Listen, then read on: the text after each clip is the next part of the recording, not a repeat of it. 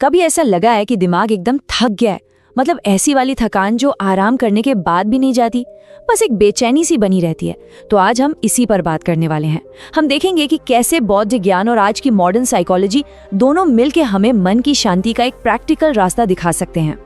तो सबसे पहले सीधा उसी सवाल पर आते हैं जो हम सबको कभी ना कभी परेशान करता है। आखिर ये मन इतना बेचैन क्यों है? मतलब एक जगह टिकता क्यों नहीं है, हमेशा भागता ही रहता है। ये नंबर देखिए 60,000।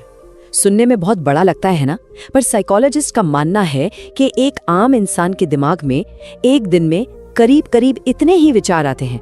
और पता है सबसे कमाल की बात क्या है? इनमें से ज्यादातर विचार या तो गुजरे हुए कल के बारे में होते हैं या आने वाले कल की चिंता में। इसका मतलब साफ है, हमारा मन आज में, इस पल में तो रहता ही नहीं है। और बस यहीं पर गौतम बुद्ध की ये बात इस पूरी चर्चा की नींव बन जाती है। वो कहते हैं कि जैसी हमारी भीतरी दुनिया होती है वैसी ही हमें बाहरी दुनिया नजर आती है। मतलब अगर अंदर शांति है तो बाहर भी शांति दिखेगी। तो असली खेल बाहर नहीं, हमारे अंदर चल रहा है। तो ठीक है, सबसे पहला स्टेप क्या है? प्रॉब्लम को समझना। और आज के दौर की सबसे बड़ी थकान वो जिस्मानी नहीं बल्कि दिमागी है। चलिए थोड़ा और गहराई में उतर कर देखते हैं कि ये है क्या। और ये देखना ना सच में बहुत दिलचस्प है कि जिन चीजों को मॉडर्न साइकोलॉजी आज नए नए नाम दे रही है, बुद्ध ने तो उन्हें 2500 साल पहले ही समझ लिया था। जैसे आज हम जिसे ओवरथिंकिंग कहते हैं, बुद्ध उसे कहते थे मन का भटकना। जिसे आज माइंडफुलनेस कहा जाता है, वो असल में साक्षी भाविता है। और इमोशनल लोनलीनेस, उसे उन्होंने कहा था भीतर का खालीपन। इससे पता चलता है कि ये ज्ञान कितना टाइमलेस है। तो फिर इसका हल कहाँ मिलेगा? बाहर की दुनिया में नहीं, हल अंदर ही है।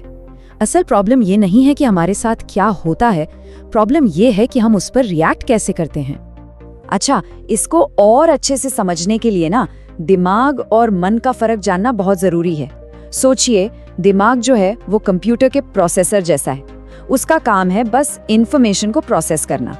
लेकिन मन वो स्क्रीन है जिस पे सारी फिल्में चल रही हैं। अब सोचिए, अगर स्क्रीन पर कोई हॉरर फिल्म चल रही हो तो प्रोसेसर चाहे कितना भी पावरफुल क्यों ना हो, बेचैनी तो होगी ही है ना। तो सवाल ये है कि मन अक्सर ये डरावनी फिल्में चलाता ही क्यों है? वेल, इसका एक साइंटिफिक कारण भी है। इसे कहते हैं नेगेटिविटी बायस। देखिए, हजारों साल पहले हमारे पूर्वजों के लिए ये जरूरी था। झाड़ी में जरा सी भी आहट हो तो उसे शेर समझकर भागना ही जिंदगी बचाता था। आज वो शेर तो नहीं है, लेकिन दिमाग का वो पुराना अलार्म सिस्टम अभी भी चालू है। और वो अब एक बॉस के ईमेल पर या किसी की एक अजीब सी नजर पर भी बज उठता है और मन बेचैन हो जाता है। बुद्ध की ये बात बिल्कुल सटीक बैठती है। वो कहते हैं कि घाव से उतना दर्द नहीं होता जितना उसे बार बार छूने से होता है। और हमारा मन विचारों के साथ बिल्कुल यही करता है।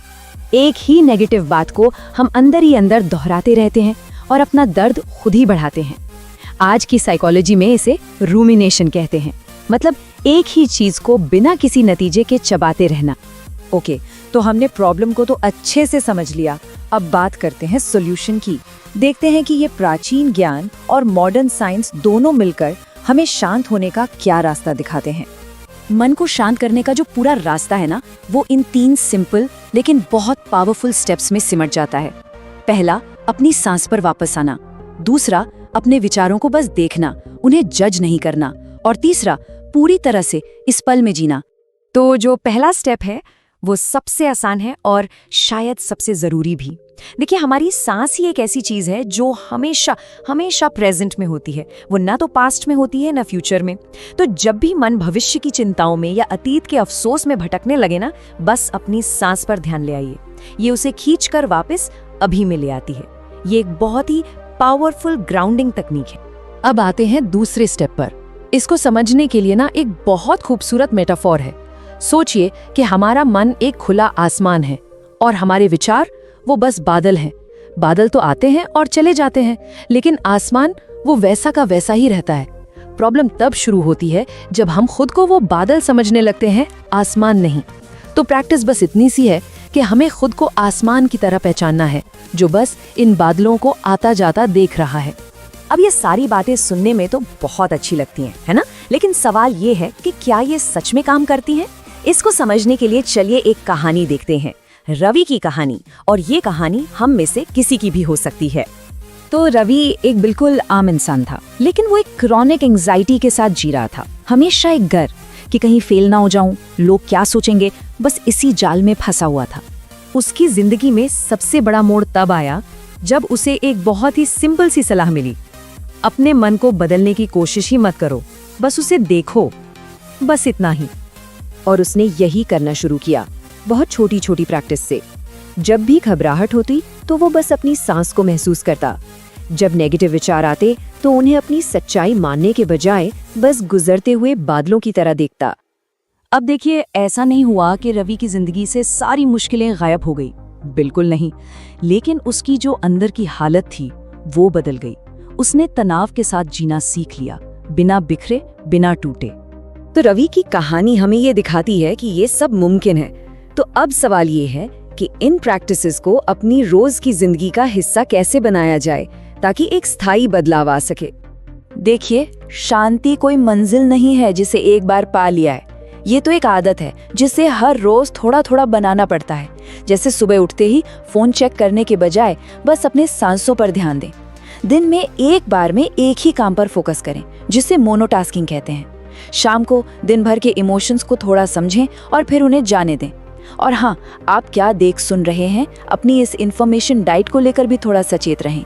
और सबसे जरूरी, थोड़ा वक्त सिर्फ अपने साथ बिताएं। और जब ये चीजें आदत बन जाती है ना, तो इसका असर जिंदगी के हर हिस्से में दिखने लगता है। रिश्ते बेहतर हो जाते हैं क्योंकि अब हम हर बात पर रिएक्ट नहीं करते, बल्कि समझने की कोशिश करते हैं। हमारे फैसले ज्यादा साफ होते हैं क्योंकि वो डर से नहीं, बल्कि एक शांत मन से लिए जाते हैं। और हम खुद को जैसे हैं वैसे स्वीकार करना सीख जाते हैं। तो आखिर में बस ये याद रखना जरूरी है कि शांति कोई डेस्टिनेशन नहीं है, ये एक जीने का तरीका है, एक लाइफस्टाइल है। तो सवाल ये नहीं है कि शांति कब मिलेगी, सवाल ये है कि इस सफर की शुरुआत कब होगी।